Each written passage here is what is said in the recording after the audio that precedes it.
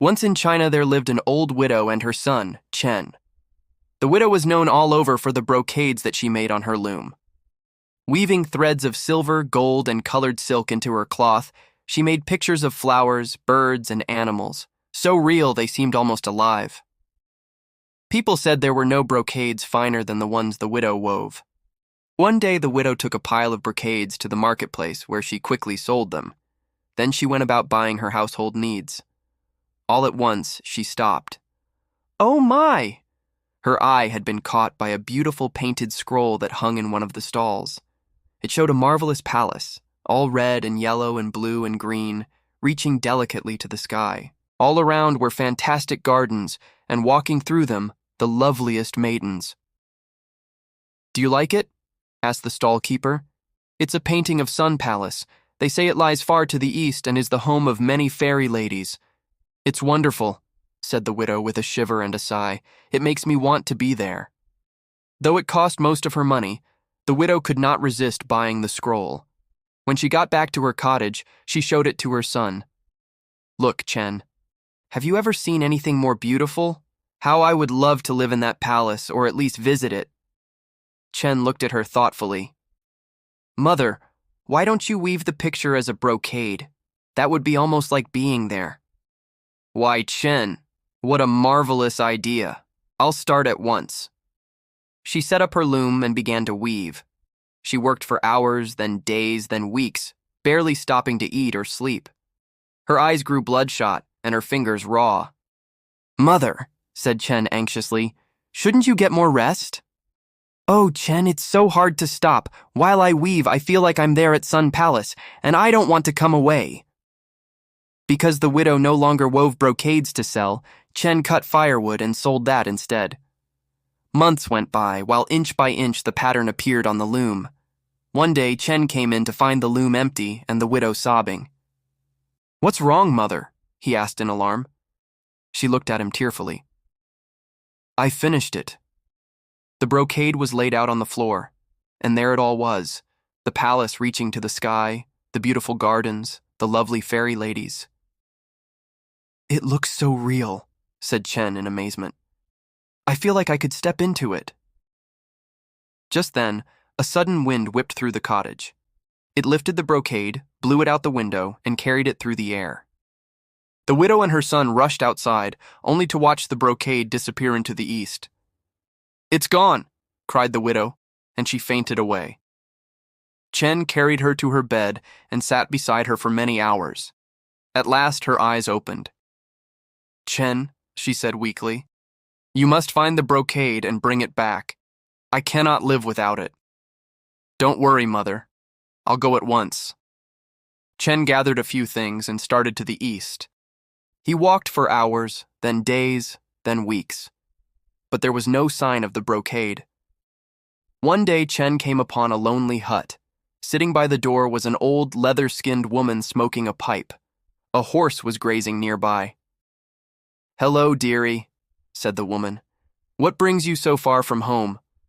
I'm looking for my mother's brocade. The wind carried it to the east. Ah, yes, said the woman. The brocade of Sun Palace. Well, that wind was sent by the fairy ladies of the palace themselves. They're using the brocade as a pattern for their weaving. But my mother will die without it. Well then, you had best get it back, but you won't get to Sun Palace by foot, so you'd better get my horse. It will show you the way. Thank you, said Chen. Oh, don't thank me yet, dearie. Between here and there, you must pass through the flames of Fiery Mountain. If you make a single sound of complaint, you'll be burnt to ashes. After that, you must cross the Icy Sea. The smallest word of discontent, and you'll be frozen solid. Do you still want to go? I must get back my mother's brocade. Good boy. Take the horse and go. Chen climbed on, and the horse broke into a gallop. Before long, they came to a mountain all on fire. Without missing a step, the horse started up the slope, leaping through the flames. Chen felt the fire singe his skin, but he bit his lip and made not a sound. At last, they came down the other side. When they'd left the flames behind, Chen was surprised to find that his burns were gone. A little later, they came to a sea filled with great chunks of ice. Without pausing a moment, the horse began leaping from one ice floe to another. Waves showered them with icy spray so that Chen was soaked and shivering. But he held his tongue and said not a word. Finally, they reached the far shore. At once, Chen felt himself dry and warm. It wasn't long then till they came to Sun Palace. It looked just like his mother's brocade. He rode to the entrance, sprang from the horse, and hurried into a huge hall. Sitting there at looms were dozens of fairy ladies who turned to stare at him, then whispered to each other excitedly. On each loom was a copy of his mother's brocade, and the brocade itself hung in the center of the room. A lady near the door rose from her loom to meet him. "My name is Lian, and I welcome you. You are the first mortal ever to reach our palace. What good fortune brings you here?" The fairy was so beautiful that for a moment Chen could only stare. Lian gazed shyly downward. "Dear lady, I have come for my mother's brocade." "So you are the widow's son," said Lian. "How we admire that brocade. None of us has been able to match it. We wish to keep it here till we can finish our own. Tomorrow you may take it back with you." "Thank you, dear lady," said Chen. The fairies worked busily to finish their brocades. Chen sat near Lian at her loom. As she wove, he told her about his life in the human world, and she told him about hers at Sun Palace. Many smiles and glances passed between them. When darkness fell, the fairies worked on by the light of a magic pearl. At last, Chen's eyes would stay open no longer, and he drifted to sleep on his chair. One by one, the fairies finished or left off and went out of the hall. Lian was the last one there, and it was almost dawn when she was done. She cut her brocade from the loom and held it beside the widow's. She sighed. "Mine is good, but the widow's is still better. If only she could come and teach us ourselves." Then Lian had an idea.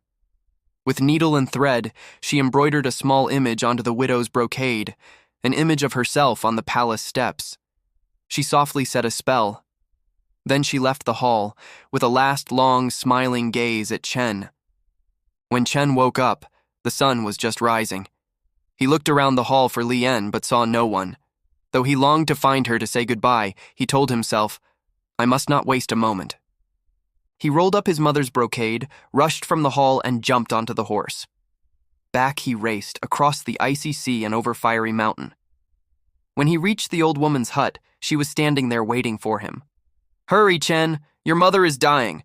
Put on these shoes or you'll never get there in time." Chen put them on. 1 step, 2, 3. Then he was racing over the countryside faster than he could believe possible. In no time, he was home.